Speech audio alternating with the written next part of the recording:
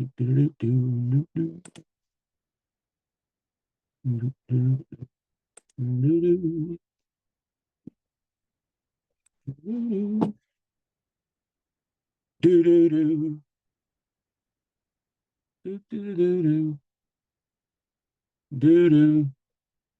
we go. Come on up. All right. So today is June 29th, a fabulous day in Lincoln County. It's been a wonderful day. Got me a peacock for my birthday. Had a good friend come by this morning and we chatted. So now here we are, June 29th, the Kentucky Assembly. This is going to kick off our week 1 orientation. Everybody should have gotten this PowerPoint in with their invite. Good self-governing skills would look through all your attachments on your emails and go through them and have a good kind of understanding of what we're going to be talking about. But in case you didn't, I'll put it in the chat, maybe if it'll let me. And then you can open it up and follow right along as well as the screen share. Oops, that's not where it's at.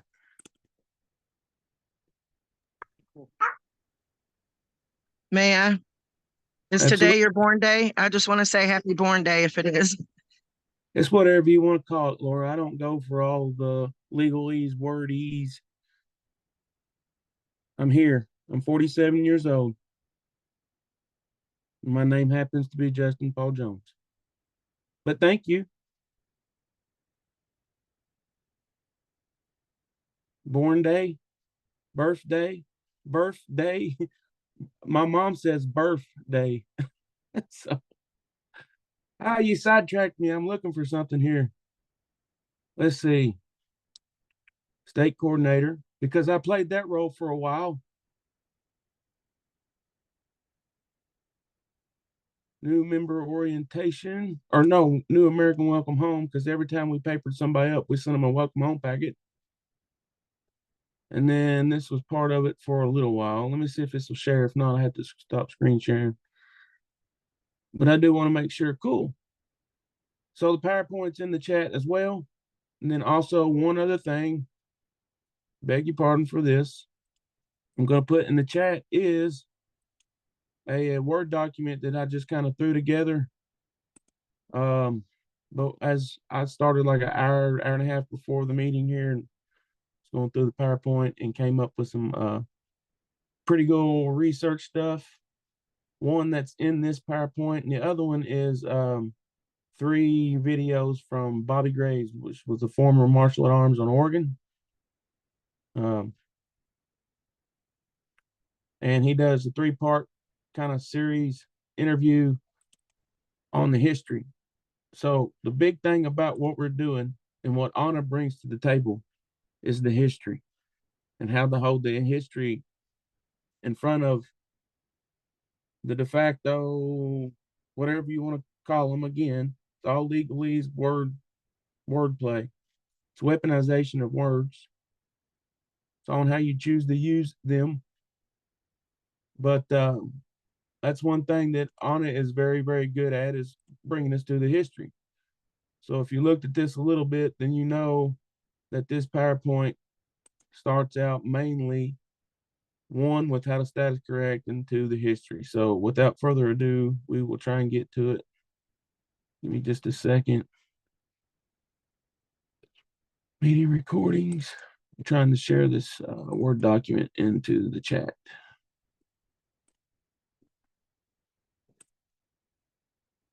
And so as you look at the Word doc, you're going to have a plethora of places to find the Anna Granna Bites videos if you haven't watched them. If I'm going to tell you to do anything on my birthday, watch those videos. If you haven't already. They're really good. And you can find them on our website. Wow. All right.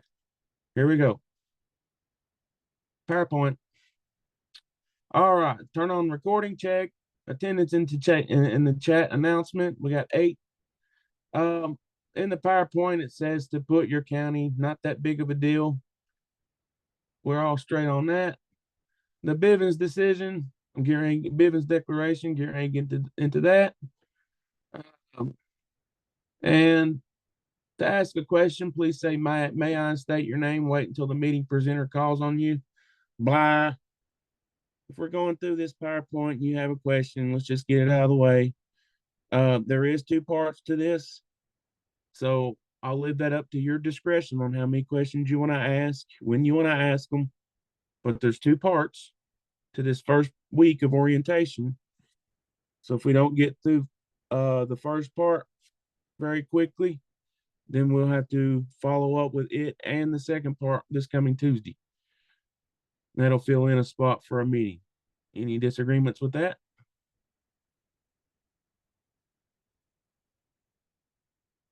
Sound like a plan? And it's on the recording that I'll get out as soon as we get this over with. All right. So again, if you can, it's a good practice on the Zoom meetings to kind of play around. If you can, put your name and county in the chat. All right, the Bivens Declaration. This is a public meeting. Anyone in this meeting claiming any form of U.S. citizenship or employment by any federal agency is now, for the next segment of this gathering, new member and orientation class invited to either declare your presence and business here, or we ask you to leave the class at this time.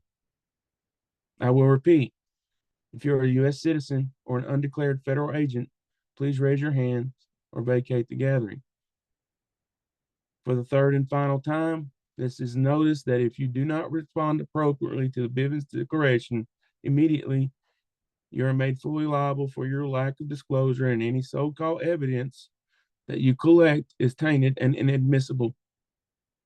No one can attend any of our meetings in secret. They can, however, attend our meetings, just not in secret or in private, without answering to a roll call, without answering to a declaring their presence. This is specific to this call because we're going over our intellectual information.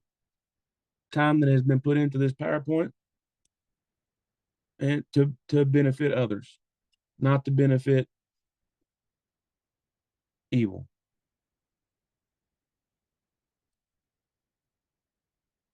All right, this PowerPoint is current as of August 2023. Been a while, so we got some work to do, but let's all get on the same page and then we'll work on that. A misconception corrected. Oh, just 1 second. I forgot to do one thing. If there's anybody that can monitor the chat and raised hands, that would do me a great service, as I can't do both. I don't want to miss anybody if they got questions, and I sure don't want to miss if somebody posts a question in the chat. So there's one volunteer that I'm asking for. If we can just go ahead and make that known now. I got you. It's Belinda on Bullet. All right, thank you. And then I'm going to ask for a couple volunteers to help me read some of these slides, because when I talk a lot, I start sounding like Frogger on the Little Rascals. That would be embarrassing on my birthday. Can I have a couple volunteers to help me read the slides? Got some new people. Austin, you want to volunteer and read? Keith, we'll call on you. Melissa? I would, but I'm in the middle of cooking out. I can try that. It's hard. No, I don't want to put you on the spot. If you're cooking out, hope you can have time to go back and watch the replay too.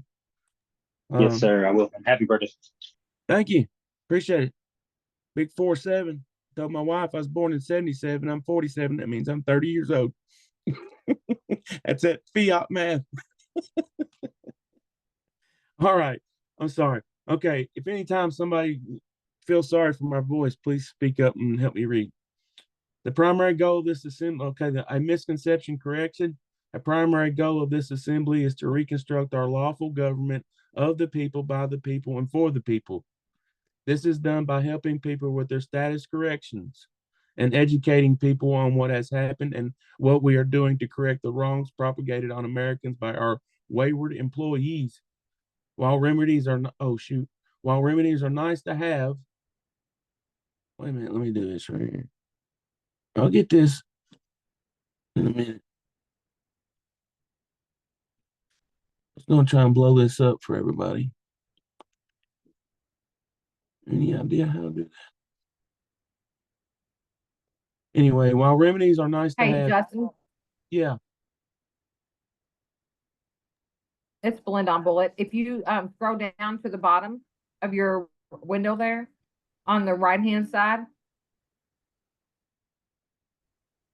there should Slide- be some all right. plus signs. See how go up a little. It's right there in that bar. Yeah, it should. As soon as your window goes back down, right there to the see where there's a little slide bar. It's got a plus and a minus. Yeah, If you hit the plus sign, it's going to make that bigger for you. okay.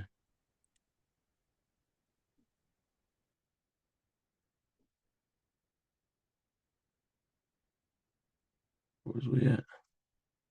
There we go. Sorry about that, guys. We're learning. Hopefully somebody can pick up and that's a better view for everybody at home too, right? Yes. Awesome. Okay, I apologize for that. We'll try and get through a little bit quicker. While remedies are nice to have, keep in mind that the rebuilding of our lawful government, most of the remedies will not be needed because our wayward employees will be brought back under the correct auspices allotted to them under the Constitution. So a little reiteration what that says.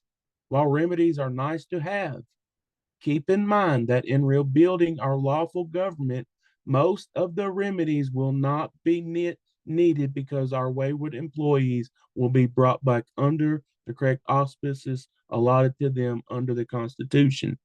So the Constitution is what? It's a contract between us, the employees, and them, the employers. What is theirs applies to them. United States citizens, municipal citizens, federal citizens, that all applies to them.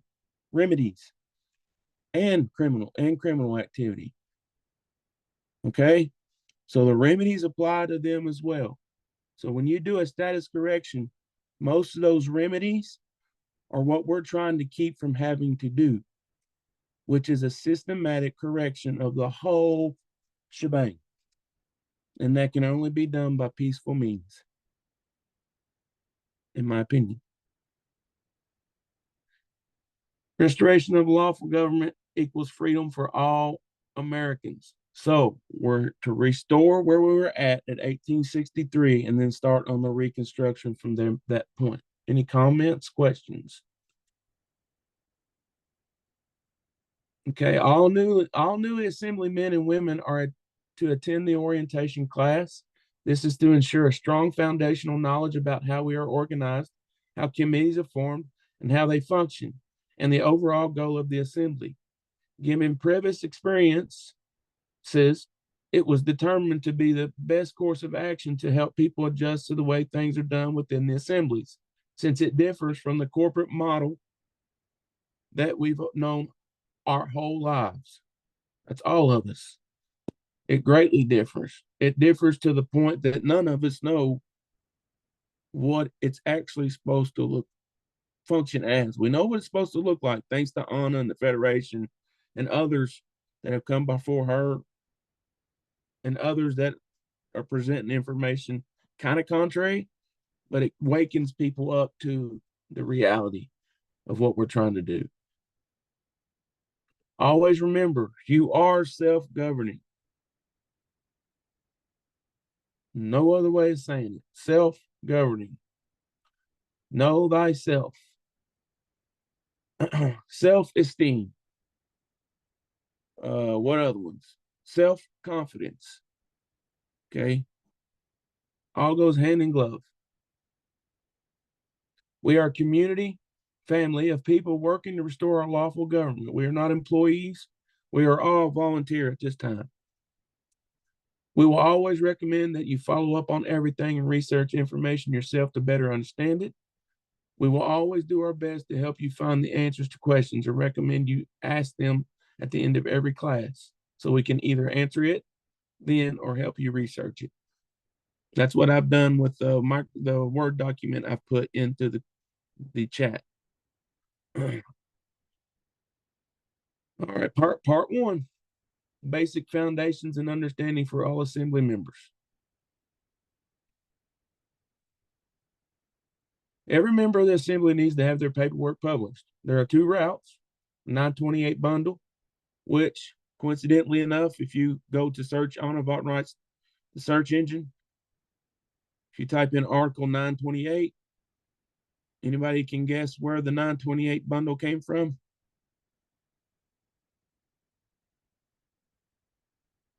Anybody?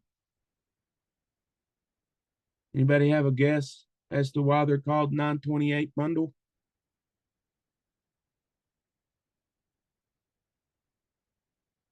Because it comes from her article 928. Thank you. Ding, ding, ding, ding. If I had prizes, you'd get one. Here's his. Let me do this. I can't do it while I'm sharing. I was going to throw the little thank you, Laura.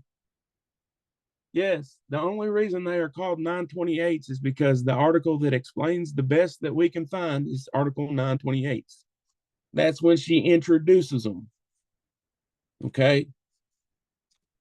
So what number is she on now? 4,000 something.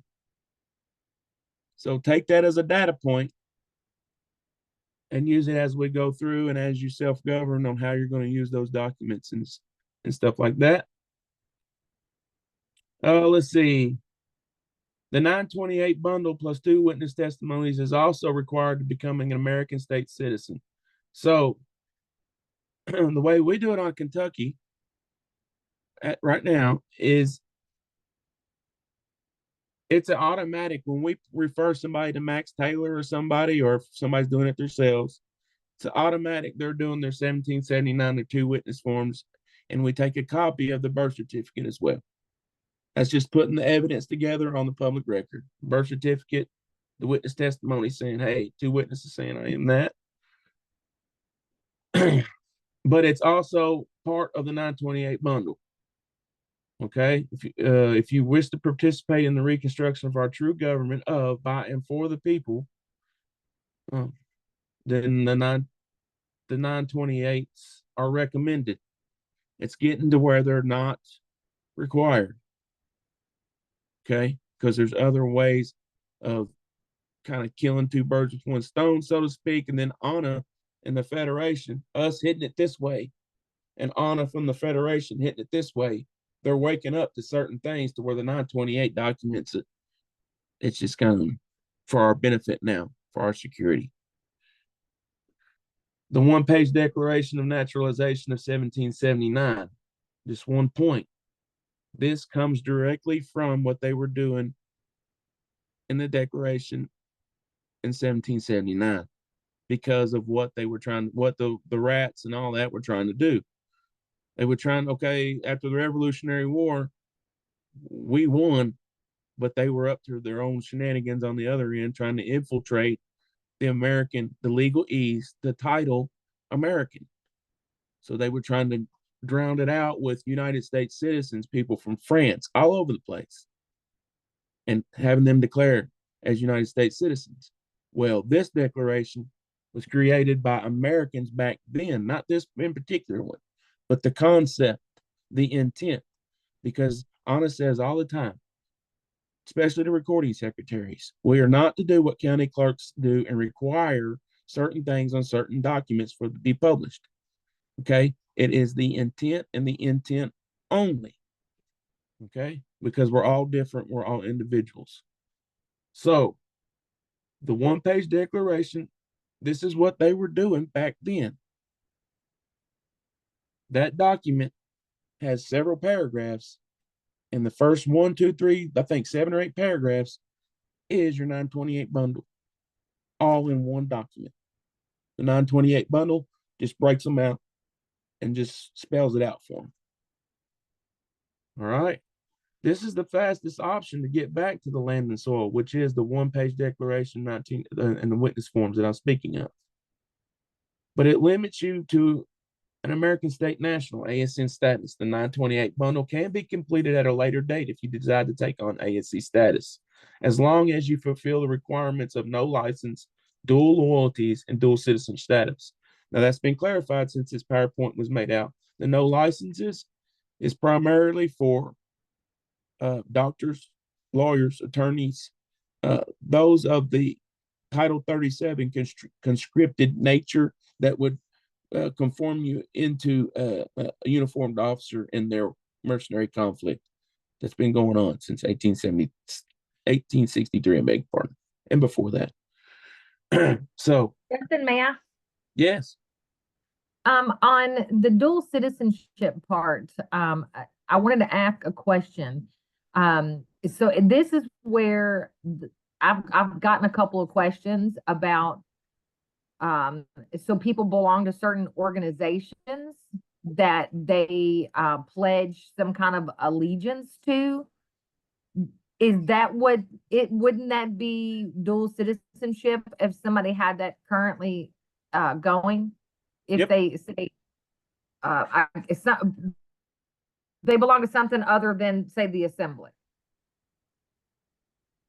I would think, yes, that would limit them from being an American state citizen, not a state national. Okay, So right, like Masons, right, state or- citizen or- piece. right. It's just like a bar attorney swears an oath to the bar.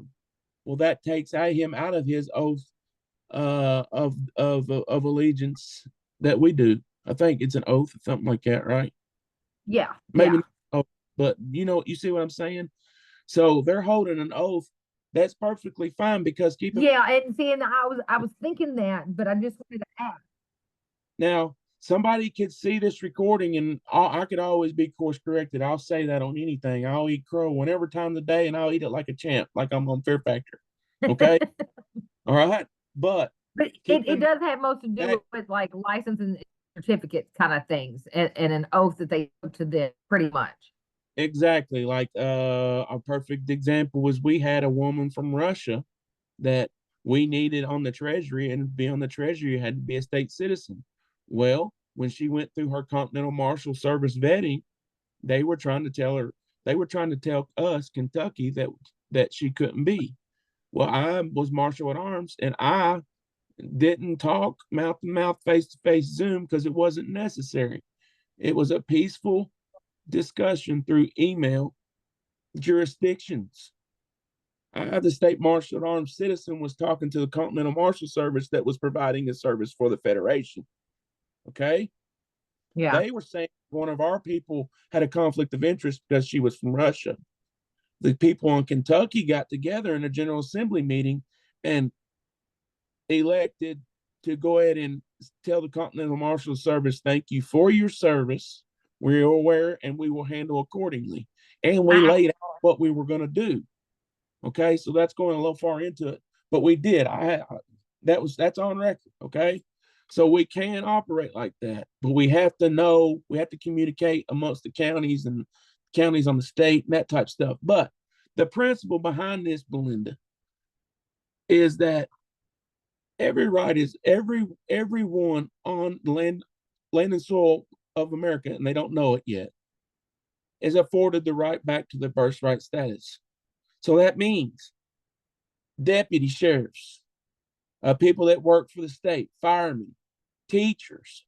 Okay, there's different 1779 declarations that they could do that would cover that, to where they could be a federal person during the day, a federal person during the day, and then at night they're an American state national. Prime example is the founding recording secretary of the Kentucky Assembly was a state national, and she worked for the governor's office in the Department of Motor Vehicles, pretty high up in the chain. Okay, some would say, some with the whole going way off the rocker with this thing with the status correction, as to throw the laws and the order out the window, would say, Oh, she works for the de facto. Let's burn her at the cross. Yeah, No, let's not do that. there's a 1779 declaration for federal persons. She cannot be a state citizen and speak for Kentucky in international jurisdiction. But any business that goes on Kentucky, she has every right to say, just like somebody that was just status corrected and was an electrician like me, trade. So Thank you. That you're very, that makes me understand a lot. I yeah, appreciate that.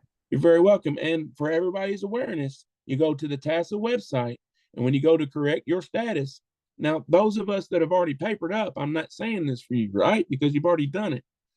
So please don't poo-poo what I'm saying. We are coaches now. Okay, this is a rescue mission. So if you go to TASA website, go to correct your status, please familiarize yourself with the 4 different types of 1779 declarations. There might even be 5 now, but it's an American, federal persons, an immigrant, and a green card citizen. Okay, all those are afforded the rights of an American, but only certain ones of us, by our allegiance and stuff that how we operate, stuff like that, are able to speak for Kentucky, and that's American state citizens. And if you want to relate that back to way back when, the people that were in Philadelphia that were writing the Declaration of Independence, those were all citizens of their state. They owned land on their state. They owned slaves too. Let's be real. But that's the times. Okay. Any more questions? NB.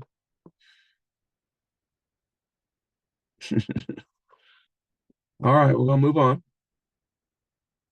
So that should help up the whole ASC status and stuff too. Am I not? There's none of us out here that can tell you whether you are or not. Okay? Because I don't know who you've swore oaths to and who you've not. But when you express your intent as that to serve, then self-governing means that you're expressing your intent with the best of intentions and honor and no hidden secrets. Okay? The 928 bundle, Article 928 on Audubon rights. Sorry, I soapboxed that one. Sorry. I didn't know that this was coming up. And here's where you can find it. It includes the deed of reconveyance, the certificate of assumed names, the cancellation of all prior powers of attorney, acts of expatriation, one for each name.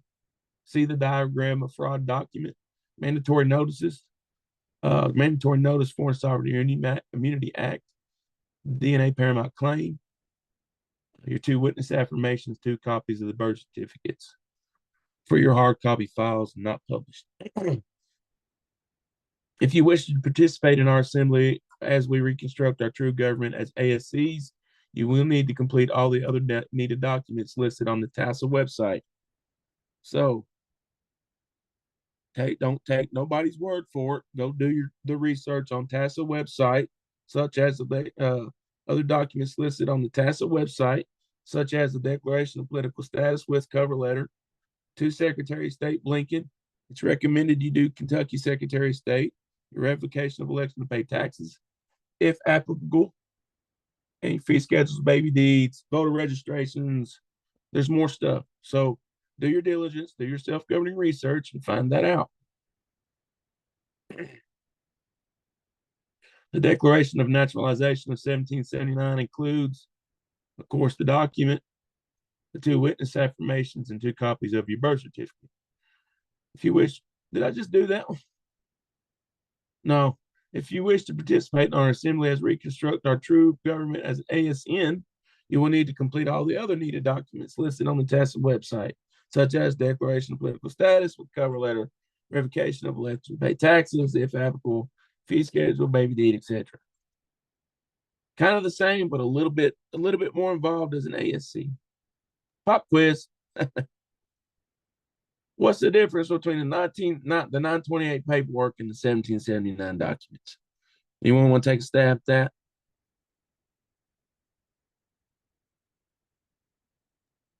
No? One's one paper. We still have to have 2 witnesses. True, one is one paper. It But covers it all. what is the function? What is the functionality difference? One gets you on the land and soil and the other one, you're a state citizen or national. Both get you on the land and soil. Okay, Both you can right. be- Both of them do. both of you can be ASN. Both of you can be ASC. The difference is that the 928 paperwork offers more documents besides just one document. Okay, so going back, the 928 bundle has this: deed of reconveyance, certificate of assumed names, cancellation of power of attorneys. 1779 only has that. Just like Bob said, one's one page. But if you go back and look at your document, your 1779 document, we're going to have your first 7 to 8 paragraphs. Like I said, read those paragraphs and then go read these documents. So what these documents are doing are taking that 1779 declaration and just taking you from a shield and a sword and putting a helmet, body gear, leg gear, shin guards, foot gear. They're adding the extra arm protection than just the 1779 document would. Good? Yes, may I? Yeah. So when we turned in our cancellation of all prior powers of attorney and they made us have an attorney, does that affect anything? Since they wouldn't, Yeah. honor Yeah. that in court? It absolutely does. That's why we always say the revolving door syndrome. Sometimes it's unavoidable. It's on how you self-govern yourself through those situations. Because keep in mind, you're now the master of your ship. You still can float a boat around. That's the difference between the legal person and the lawful person. When you was on that coordinator call last Sunday, they shared a document, and it was called lawful person and legal person. Read that document. It says you are a lawful person now. That's what it means by corporation and incorporation. Just we got to focus on the right stuff. Okay, I'm not pointing fingers. I'm just saying you've done all these documents, and it's a known term, the revolving door syndrome. And a lot of people do it when they status correct, and then they go trust hunting and bond worshiping. That's something that was created because of you. If it wasn't because of me, none of that would be created. So why do I got to chase it down? When Anna's done all that, she's done the only lean necessary. I don't mean lean, but she's done all that footwork and paperwork. It's time for us to assemble by their guidance. Pop quiz. 1779 document is a quick way to get back to the land and soil. 928 bundle is bulletproof. They say needed to be an ASC, but I was on a call personally with Anna when she was saying, let's see in a year and a half, 2 years, because they're waking up. We don't have to have all this anymore. It's not necessary because hopefully the systematic change is going to start taking place, starting with Ohio, hopefully. And it snowballs from there. So publishing your paperwork paperwork can be published in 1 of 3 ways. That's wrong. It can be published in one of umpteen ways. It's on how you self-govern choose to do it. There's no rules that we on the assembly have that you have to do. We have guidance that we give to people. And our guidance is Land Recording Office, LRO, is a private international jurisdiction. Fees paid for publishing are used by the Kentucky Assembly to operate at this time. We are requiring all ASNs and ASCs to create a profile on the LRO for member management. Or now you can create a global family group bank account and utilize their LRPS. And here's the link. Other ways are county clerks, public newspapers, local library, tax boards. There's umpteens ways of doing it. The LRO was just created by Washington as per honest requests and honest ideas. And they took those ideas and created a place for us to be able to publish our documents, not to throw in people's face, because that's not honorable, in my opinion. What it's for is for you to be able to put on the public record, because way commerce is, it does not slow down for me to get my paperwork everywhere it needs to go that I've done business with in the past.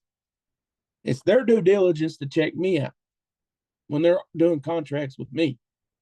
Okay, so that's why in your administrative packets, it's a good idea to take the front and back of your ID credential card, print it out on a piece of paper, and put that in there. Say, here's where you can find me, because you can't. Here's a side note, because you can't find it at the county clerk's office. Or here's where you can find me at the local tractor support pin board. See what I'm getting at? There's no rules or codes or anything that we go by that's going to say, poo-poo, you didn't do it right. No. These are two of our recommendations, and they're very good because they're digital and you can send them very quick from here and there. And people can do their own diligence and check you out. And it's good for prosperity, especially as you get time and rank in on, not rank, but time. It looks good that I've had all this on the public record since 2021. It looks good that Honest had all of them on the public record since 2014. So I'm rambling. I'm sorry. I'm soapboxing. When fully published on the LRO and State National can order a credential card. This serves as proof that you have been fully published on one of the systems and will be used as a replacement for their driver's license when asked for the picture ID. Hold on a minute before you go by that. Mixed results right now until they get used to seeing it. More officials are recognizing it. And it is true, not on Kentucky as much, but on the states, on other states that have committees up that are noticing in the right way by state citizens to the legislature. Okay. Please research into the new card format that now includes expiration date and signature block. If you, I'm included, have had your card for a while, it's recommended to order a new one and autograph with your byline in the new allotted signature block. So keep in mind, self-governing, signature block, autograph, right? You own that signature. Any questions? Comments? Okay, additional documents after the correction is published.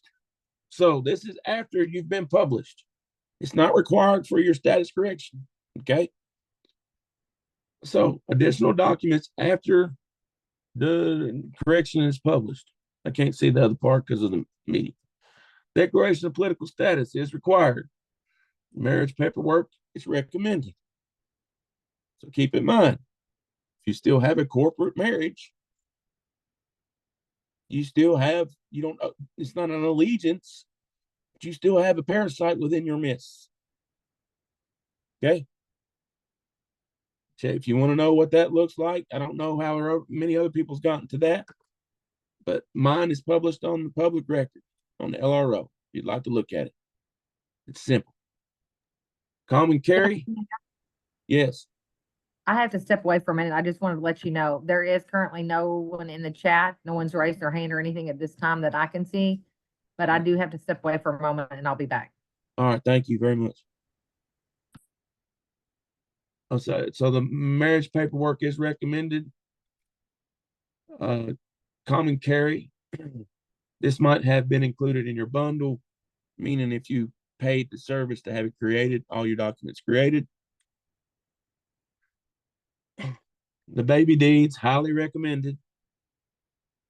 Fee schedules, recommended. Military required retirement document is only required if you've served. It's required to separate that tie to that federal person you were when you were in service. Okay, you got to break all ties, all of them. You want to, you got to do nothing. And then your proof of voter registration cancellation, it is required. Okay.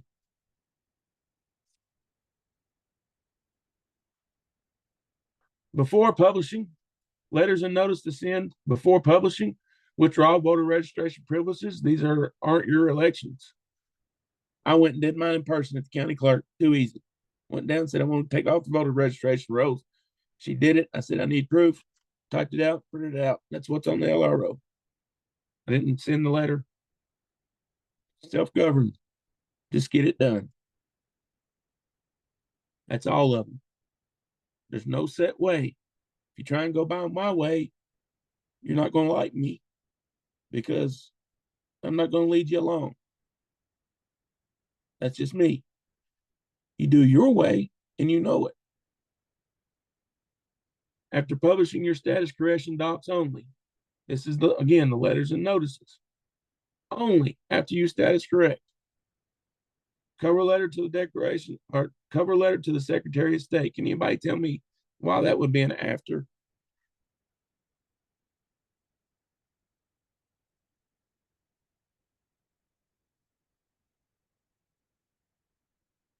Okay. Well, I got a pretty good idea. IRS revocation of election to pay taxes notice letters applicable. Send a sealed registered mail using stamps only, not metered mail. You can self-govern through that too. You can do priority mail, it still tracks.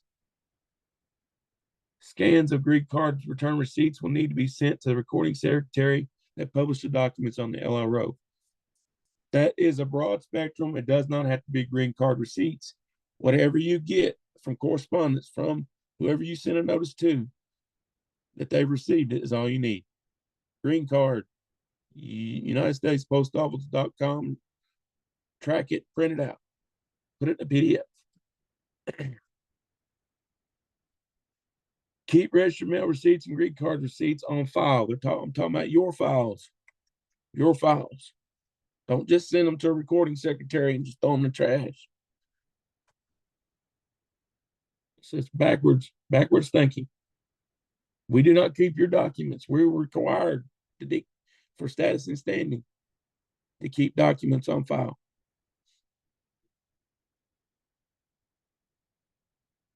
Sign in America. We strongly encourage all attendees to take the Sign in America class available through the TASA website. There's the link. This is not a requirement for the new member orientation class, but we strongly encourage you to take it to reinforce the knowledge we cover in this class. So it's very good on jurisdictions. Jurisdictions is one very, very key item to know. Very key. What jurisdiction are you standing in when you're talking to somebody or a person and you're a people? You gotta know your jurisdictions. We got standing and providence in all of them. So it's how we operate in that. Go back to your legal and lawful person. I know it was given to us. Whether it's passed along or not, I do not know. Pop quiz. What publishing options are available to everyone? You want to take a stab? What publishing options are available to everyone? The two that was mentioned in the last two slides.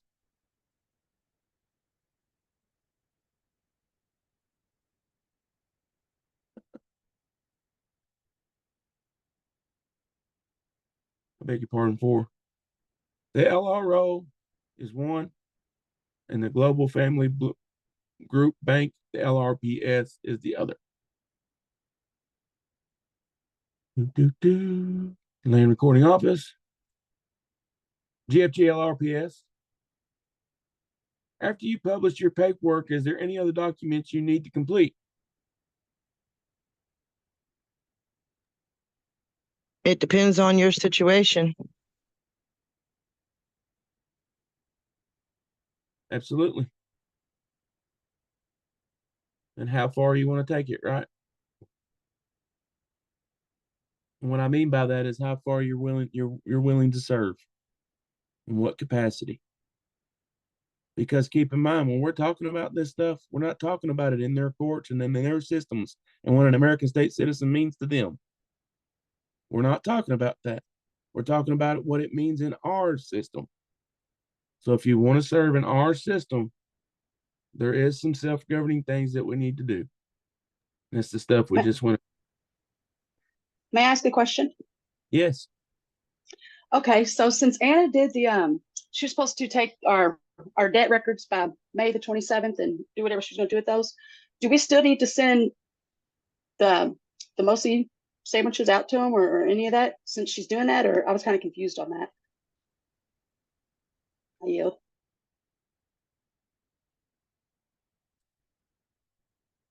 I'm not in that mindset right now, so I can't really answer that. Anybody else want to take a brief stab at that? So we can stay on subject. I'm sorry, this is Belinda. May I? Yeah. I just heard the end of that, about the debt information. As far as I know, I mean, I don't know if Laura has gotten, into the SIA coordinator yet, whether or not that they've given her any additional information, but as far as I know, the only thing they've done is they've taken that debt and it's basically being worked, but we haven't heard any more detail, like I haven't. With that, I yield. So then we're still supposed to send them out as if it never even, that's not even being done then, is what I'm asking. That was Pretty much. Yeah, Okay. anything that you were in the process of doing, you continue to do until you hear otherwise. Okay, thank you. Thank you, Belinda.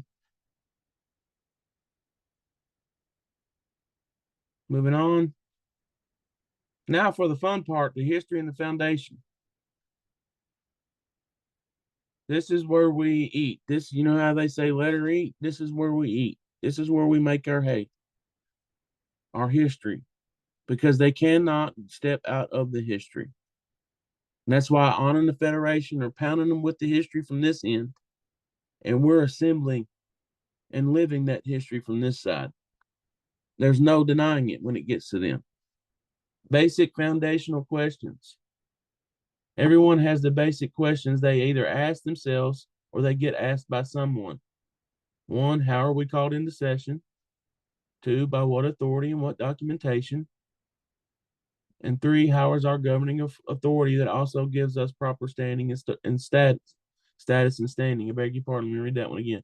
Who is our governing authority that also gives us proper status and standing? We'll review these questions and point you to resources to find the answers. Okay, so in 1861, I just want to briefly, before we go into this, that Microsoft Word document that I shared in the chat. There's 3. It's called Bobby Graves. History lesson by Bobby Graves, I think I titled it, but there's 3 YouTube videos. Put them on a 1.5. He talks slow anyway, and knock them out. I guarantee you will not be sorry.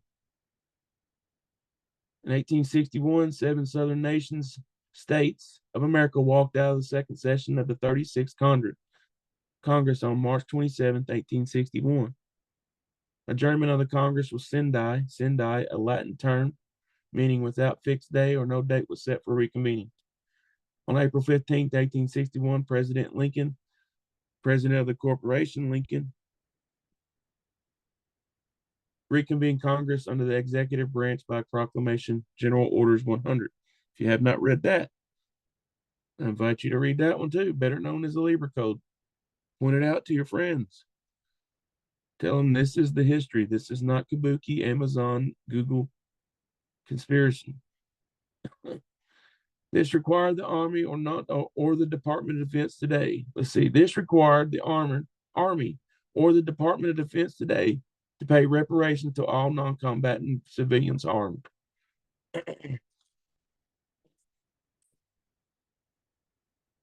The Federation of States was created in September 1766 as a means for the states to act together as one body in international and global jurisdiction.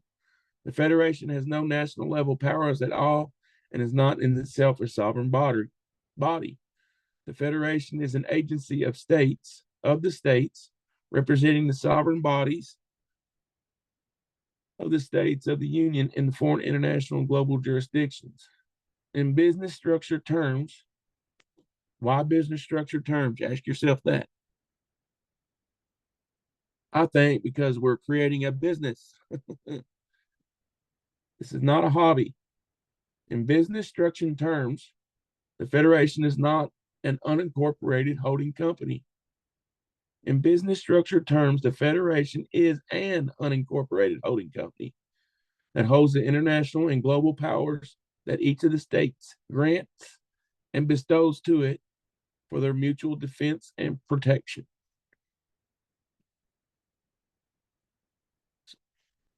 Justin, may I? Yes. In the chat, Melissa wrote, oh, it disappeared. I thought that was right on subject, which was what you want to send out after status correction question. No, the mochi is not part of your status correction.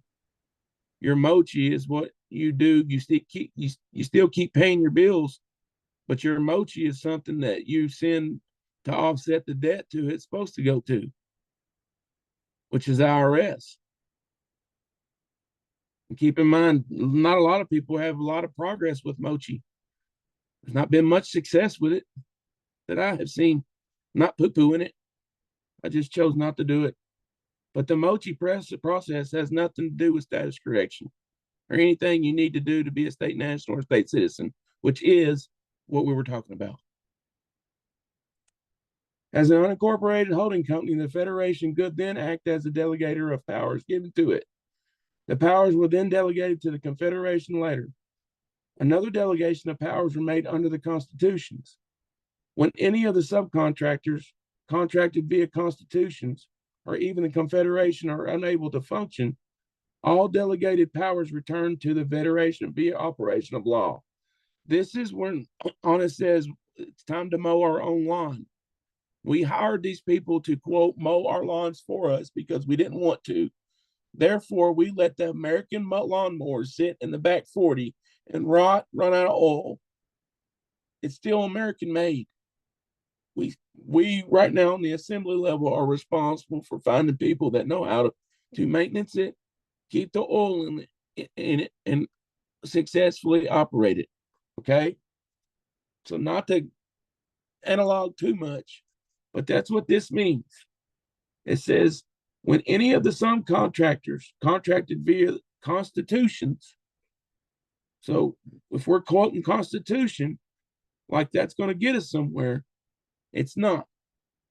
Because they have their constitution in one jurisdiction, and this other jurisdiction has a constitution, and then us as Americans has a constitution. It's a contract. Okay? When any of the subcontractors contracted via constitutions or even the Confederation are unable to function, which they are and have been for a long time, all delegated powers return to the Federation via operation of law. So the lawnmower company cut it too close a couple times, and now we're mowing our own lawn until we can properly restore where we were at, refeed the lawn, get it back to where we like it, nice and green. And then if we're tired of mowing our lawn, we talk about it then. Let's hire somebody else to mow our lawn. Let's start taking interviews. But we got to get the accountability out of the way first. Come on. Uh-oh. There we go. In order to operate in international and global business realms at the time, the Federation had to operate under a recognized sovereign, a head of state, to make a request of another head of state. Unfortunately, each individual state couldn't be recognized as sovereign in international jurisdiction and still had the advantage of mutually shared powers. This is where those videos that I'm sharing from Bobby Graves is really going to help with this information. Okay. What we're talking about right now can be cleared up in those 3 videos and from Granna Bites. But Bobby Graves has a way of putting it that I understood it, so that's why I shared it. The answer to the dilemma. The founders used the sovereign status of William Belcher or Belcher, a patriot from Connecticut who John Adams knew and who later served as colonial in the Continental Army under Washington. Can anybody tell me how he received his sovereignty? William Belcher. He inherited it. He had Not the coat of arms. Not quite. That's his family's coat. But you're right. Anna's husband inherited. I'm talking about the William Belcher we're talking about right now. Can you make that differentiality? The founders used the sovereign status of William Belcher. The founders, not us. Okay, so what I'm asking is, how did William's granddaddy get his sovereignty? The king gave him sovereignty. From what I read in Anna's story. Okay, go research it and prove me wrong. But I'm pretty sure that that sovereignty was given to all military, everybody that participated in the Continental Army under Washington. The men and women are the men that served and their offspring from here forward. A king cannot give sovereignty. I don't think, but I could be course correct. I just remember them saying that they were all like kings in their own sovereignty. So We are all kings in our own sovereignty.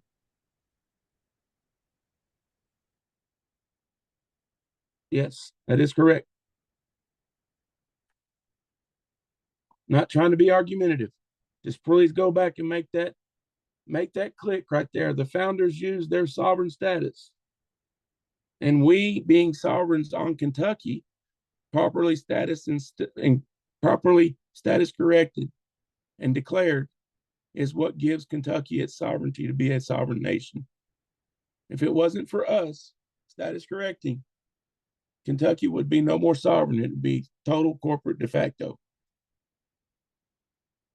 We are what gives everything sovereignty when we stand on it.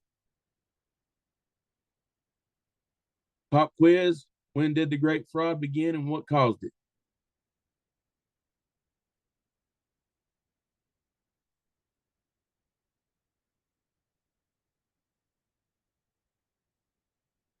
it started with Lincoln in the Civil War and a bar attorney turning. So when it's a culmination of things. So the 7 sovereign states, the 7 sovereign nations of America walked out of the second session of 36th Congress. And that's one key point that I've learned to make the difference is the false flag narrative on the Civil War was that you had northern states and southern states. And all the southern states flew under this flag with an X on it. And all the other ones flew under the war flag. That's not true. The southern states included New Hampshire, Rhode Island. Those were the actual sovereign states, the land and soil jurisdiction that was in their Congress. Okay. So when those states walked out, that opened the door for the fraud. They didn't have the technology of email, so they just acted like nothing happened and went on like if the Congress would never adjourn without a date to convene. And then on top of all that, President Lincoln issued the Labor Code, which brought the military in control. Any questions or comments? Because I think we're getting ready to go into part 2. What time is it? 8:07. We got till 8:30, so we'll keep going. I beg your pardon. Here's the answer, I guess. to the pop quiz began in 1861 when the 36th Congress adjourned Sendai. And Sendai, without a day specified for future meeting indefinitely. That's why you see when you're in these meetings, like these coordinator meetings, the ones that happen on the weekends, they don't leave that meeting without a day to convene. That's why we don't adjourn our meetings without a day convened. That means the corporation looking in, that means we're in business. We got a date.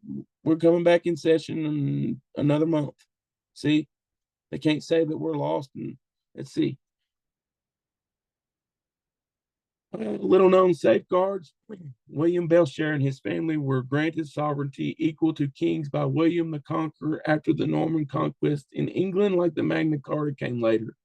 Like his forefathers, he believed that people should learn to be self-governing. So there we go. I stand corrected, I guess. The Great Seals, I apologize, but it was granted to all continental soldiers and their offspring. And William Belshire was a continental soldier. That's how he got his sovereignty. Or not his, I beg your pardon, but the military. Like his forefathers, he believed that people should learn to be, I read that, the Great Seals of both the United States territorial and the United States of America municipal are part of the Belshire coat of arms array. The evidence and provenance has been carefully handed down through the Belshire family today. So the seal that they are using is the Belshire family seal. That's pretty cool stuff. Little known safeguards again. As a result, he and his progeny became yet another safeguard for the new American government. And the hereditary office of head of state passes down to them because every ship that sails under the great seals gifted by the Belshires. Okay.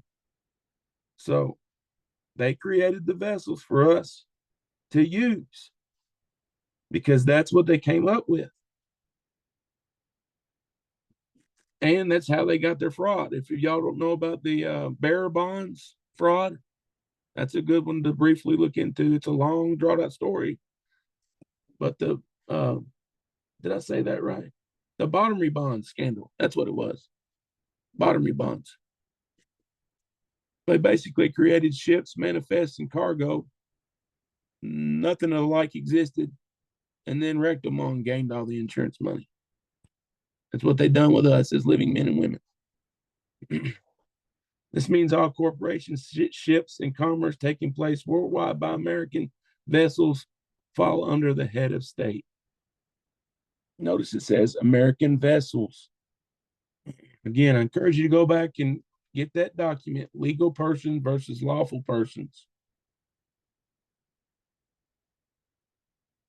The Belshires are still the protectors of the Federation on the sea and in the air.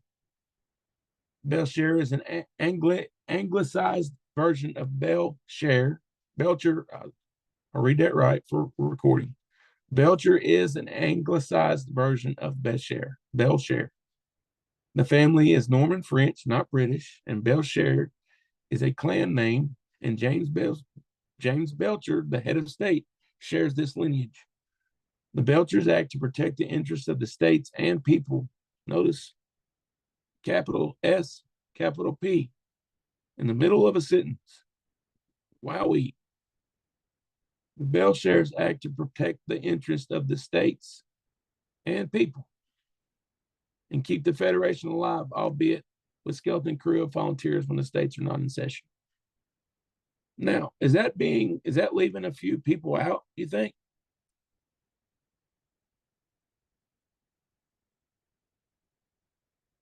I'm not asking a loaded question, I promise.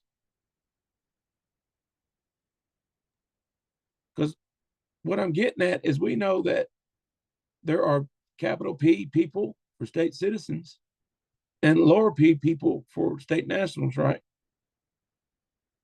So why wouldn't this, when they're talking about the Federation, refer to the lower P people?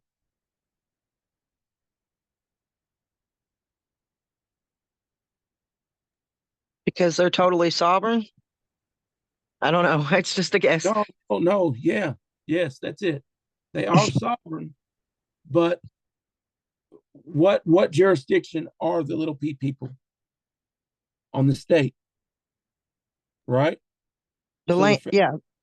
yes, so the federation's job is to protect the states and the people, the state citizens that are operating at that level. So that will be our Congress that's in Philadelphia, not USC or DC. So, in my understanding of what Anna and them are putting out, interest of the states, that's capital because that's in the jurisdiction of the air there or whatever. And then the capital P is the state citizens. Now it's up to the state citizens to help serve and protect the lower P people. So that's another difference between state national and state citizen. Because right here it says the federation alive, albeit with the skeleton crew of volunteers when the states are not in session. Okay, so back then the states were only in session when another state had an issue with something. Okay, and that's when all the state citizens gather up, come to Philadelphia, and work it out. Then they go back and they would farm their lands. I don't know if they had state nationals and state citizens back then or not. They wouldn't be in session, is what I'm trying to say. So that's one thing when you're talking about a state national and a state citizen. A state national retains their sovereignty. Okay, a state citizen forfeits that sovereignty and accepts the citizen title. Okay, so that means you're serving, you're forfeiting your sovereignty for a period of time to go serve others. Okay, and when the ball really gets up and rolling, that should be a paid position along with your prosperity account, along with all the other benefits you're going to get from not paying taxes and all that kind of crap. Okay, so once we're actually get seed money and we start getting funded, then the flip is going to switch a little bit, because then the states are going to have to pay for the federation, keep the federation going, and pay for all these other services and stuff, continental marshal services, all that type of stuff is stuff we're going to have to figure out as a business, because keep in mind, we're not getting rid of it. We're getting rid of the unnecessary that's not necessary, that's intrusive, that's appalling to us as Americans. But we got to have some of it. That's what Ben Franklin was working on with the enumerated services. That cat did it his whole life. Started in 1935, or beg your pardon, 1935, 1735. So, anybody else got anything they want to add to this?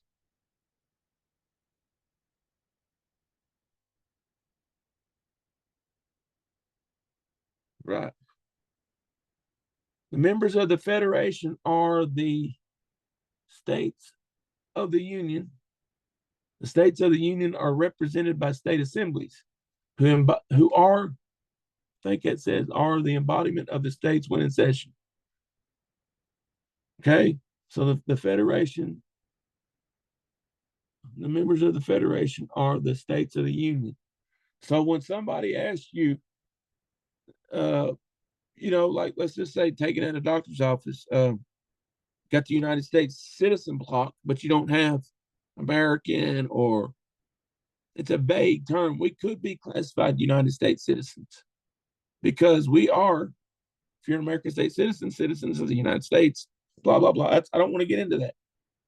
What I'm getting at is when you're trying to outreach and educate and inform, we all know we got to be, quote unquote, the adult in the room and explain ourselves umpteen times.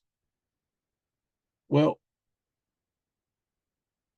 what I've heard in the past is I'm not a United States citizen. I'm a Kentuckian, which is a member of the state, which is this member of the state of the Union, which is a member of the Federation.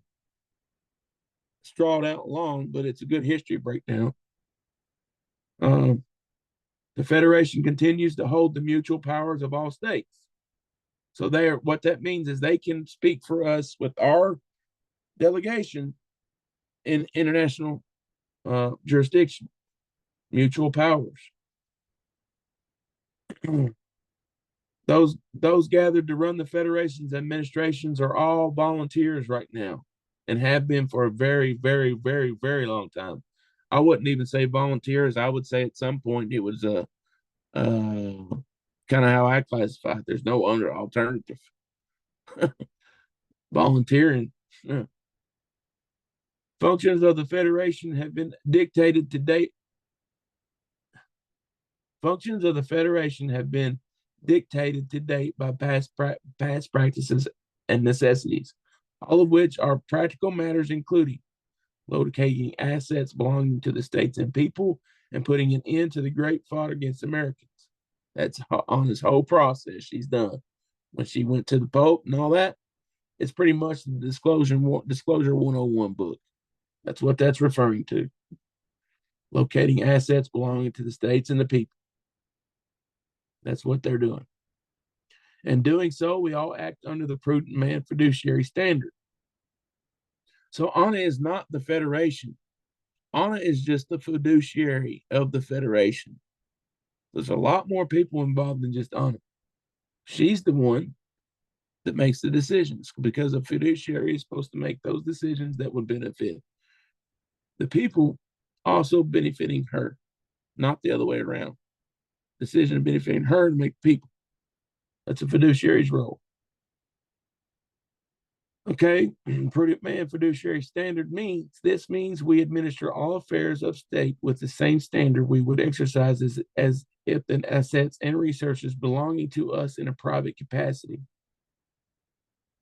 This means we administer all affairs of state with the same standard we would exercise as if the assets and resources belong to us in a private capacity.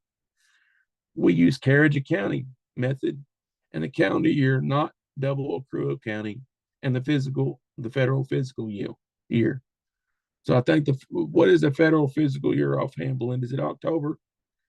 I know that's the military's federal fiscal year. Belinda had to leave. She put that Okay. in the chat. Does anybody know federal fiscal year? I'm pretty sure it's the end of October. It's the end of the year. It could also be for one of the corporations, April 15th. So I guess that could mean a bunch. It's just what jurisdiction are you in?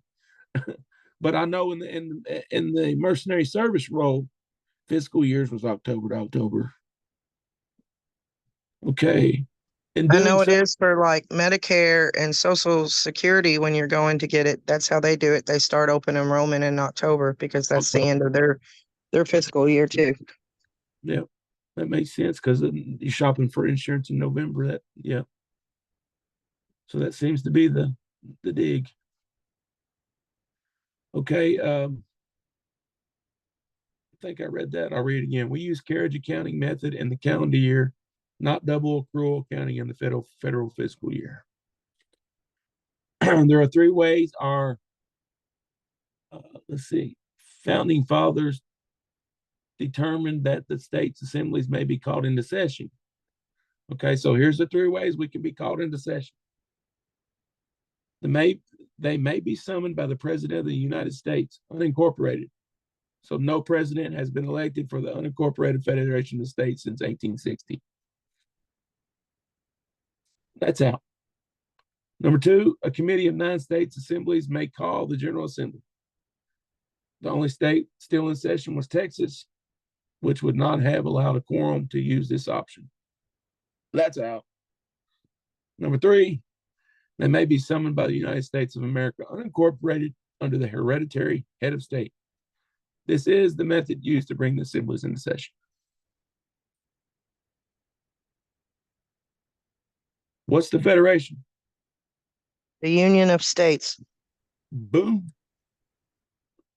Set up as a holding company of the international and global jurisdiction of the states to allow representation in those arenas, responsible for calling the states into session and general guidance to help stand up the states to protect all Americans working to reconstruct our lawful government.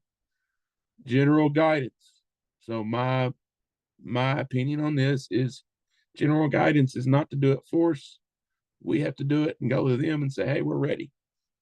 Hopefully we got 9 out of 10 boxes checked. No, hopefully 10 out of 10. But, you know. And how were the states called into session?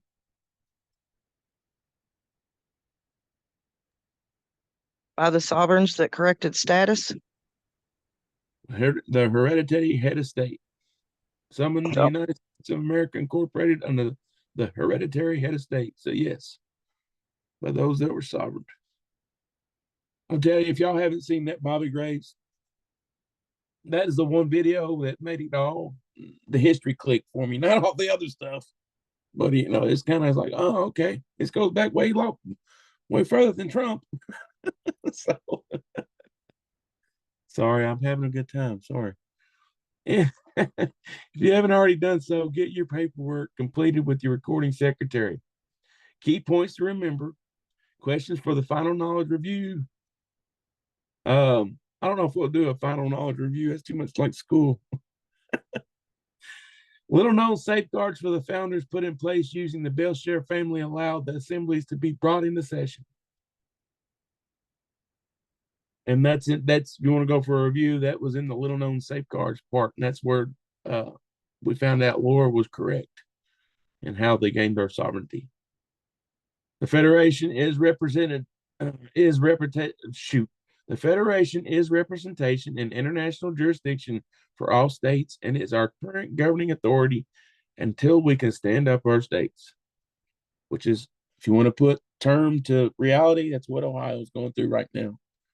I think on the last Thursday, the Thursday training, Anna even announced that they sent their packet to it and it's going to be reviewed. And Ohio was trying to do it to have to celebrate on the 4th of July.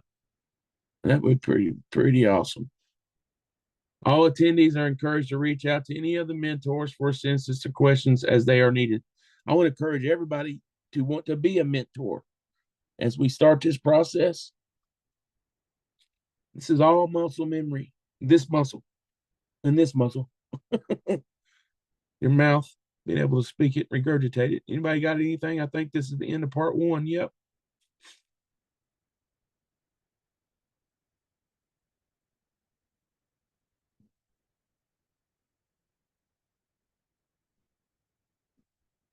All right. Unfortunately, I am not going to be able to go into part 2 tonight. But it's like I said at the beginning, we'll go over, if there's no objections, we'll go over that Tuesday night and finish it up.